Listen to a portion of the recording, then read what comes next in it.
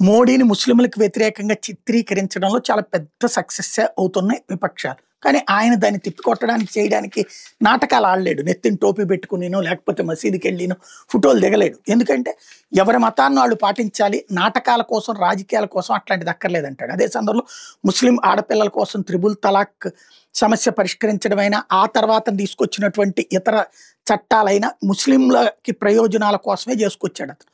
దాన్ని తప్పుడుగా ఏది వక్ఫ్‌కి సంబంధించి ఇయన్నీ కూడా. అయితే దాన్ని నెగెటివ్‌గానే ప్రాపగాండా చేయడంలో ముస్లిం సంఘాలు సక్సెస్ అయిన, ముస్లిం నాయకులు సక్సెస్ అయినారు. చదువు తక్కువగా ఉన్నటువంటి ముస్లిం యువతని రెచ్చగొట్టడం, రాడికలైజ్ చేస్తూ వస్తున్నారు. ఇక్కడే గుర్తుపెట్టుకోవాల్సింది ఏంటంటే, ఇదే మోడీ ఇవాళ కాపాడుతున్నది బంగ్లాదేశ్ ప్రధానమంత్రి షేక్ హసీనా. అంటే వీళ్ళ తల్లి లాంటిది, వీళ్ళ అక్క లాంటిది.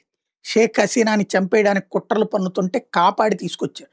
ఇప్పుడు అదే షేక్ హసీనాకి బంగ్లాదేశ్ ఉరివేస్తే, షేక్ హసీనాని మాకు అప్పజెప్పేయండి అంటే, మీకు వచ్చినటువంటి మీ తీర్పు, ఆ తీర్పు కాపీని మనకు పంపించి మాకు అప్పజెప్పండి అంటే, మేము చూస్తున్నాం అంటున్నాడు తప్పించి పంపించట్లేదు.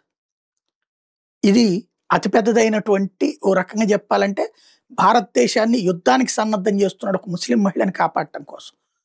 ముస్లిం కుర్రోళ్ళందరూ అమ్మాయిని కాపాడడానికి ముందుకు రావాలి కదా.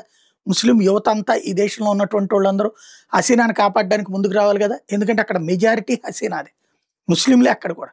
కాకపోతే షియా ముస్లింలు కాబట్టి ఇక్కడ మిగతా సున్నీ ముస్లింలు మన దేశంలో ఎక్కువ కాబట్టి లేదు. ఇక్కడ ఉన్న షియా ముస్లింలు, అహ్మదీలు వీళ్ళందరూ ఆమెకు అండగా నిలబడాలి కదా. కానీ మోడీని నిందిస్తున్నారు, మోడీనే వ్యతిరేకిస్తున్నారు.